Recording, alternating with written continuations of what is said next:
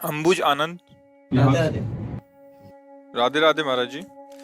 महाराज जी, कोई एक काम मैं लगातार नहीं कर पाता तथा मन शांत नहीं रहता। इस कारण से मेरा और परिवार का बहुत नुकसान हो जाता है। और समस्या भैया यह है कि मन, वीर और प्राण तीनों का एक कनेक्शन है, एक ही कनेक्शन है। अगर हमारा वीर ब्रह्मचर्य ठीक है तो मन शांत और एकाग्र रहेगा और प्राण बलवान और सूक्ष्म रहेंगे।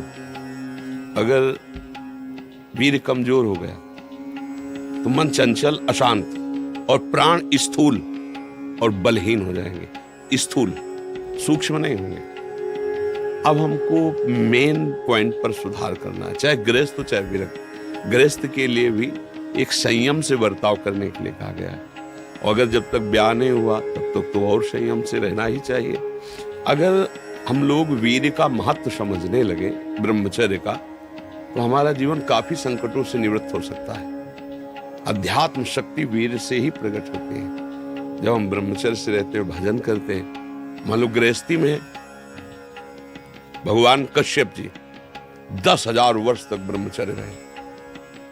फिर उन्होंने माता विनता के गर्भ में, जानते हो कौन पैदा हो? भगवान गरुड़ जी पैदा हुए। कितने बलशाली, भगवान के वाहन, पूरे विश्व ब्रह्मांड को अपने एक पंखे में रख के उड़ सकते हैं। 10,000 वर्ष भजन किया तो फिर गरुड़ जी पैदा हुए। अगर गृहस्थी में भी है, संयम से रहकर भजन करके फिर तो बुद्धिमान, ज्ञानवान, बलवान बालक पैदा होगा। मुझे लगता है ब्रह्मचर्य की तरफ से हमारे समाज की दृष्टि हटती चली जा रही है। मनोरंजन के भाव में वो ब्रह्मचर्य, इसलिए हमारा मन अशांत। बोलो अब इस समय आप यौवन अवस्था में हो, इस समय तो उत्साह रग रग में रहता है, नहीं, चेतना रग रग में रहती है। हम नए बच्चों को देखते हैं उत्साहहीन, मतलब जैसे डिप्रेशन में हो, चेहरा देखकर ऐसा लगता है जैसे परेशान हो। क्यों परेशान है? क्योंकि आंतरिक जो शक्ति सपोर्ट करने वाली है, अब मन जिस विचार में फंसा देता है, बिना मतलब फंसाए, कोई भय नहीं, वो भय दे रहा है। कोई शोक का कारण नहीं, वो शोक दे रहा है, चिंता दे रहा है। किसी भी कार्य को करो, इतना संशय पैदा कर रहा है, पता नहीं काम सफल होगा कि नहीं सफल होगा, कहीं ऐसा तो नहीं हो जाएगा, कहीं ऐसा तो, वो अशांत रखता है। और जब ब्रह्मचर्य, ऐसा कैसे हो सकता है? बल है ना, अध्यात्म बल, शारीरिक बल की बात नहीं कहते, ऐसा कैसे हो सकता है? यदि एक बार ऐसा हुआ तो 1000 बार मैं प्रयास करूंगा और इस पर विजय। वो मतलब जिद्दी स्वभाव, एक निष्ठा, उसी से आती है, उसी से। ये जो संत महात्मा बड़े बड़े कष्टों को रौंद करके वो मेन पावर है। और हम लोग उससे, प्राण हमारे स्थूल हो गए, वासनात्मक, मन हमारा चंचल अशांत हो गया। क्यों? क्योंकि हमारा ब्रह्मचर्य ठीक नहीं है। अब उस पर किसी की दृष्टि नहीं जाती। अब ब्रह्मचर्य कैसे ठीक हो? हमारा संग ठीक नहीं, हमारा भोजन ठीक नहीं, हमारा दृश्य ठीक नहीं, हमारा श्रवण ठीक नहीं, गंदी बातें देखें, गंदी बातें सुने, गंदा विचार आए, गंदी क्रियाएं करें, फिर ब्रह्मचर्य कैसे रहा जा सकता है? अगर सुधार करो तो अभी बहुत बढ़िया समय है, कोई ज्यादा अवस्था तो हो नहीं गई।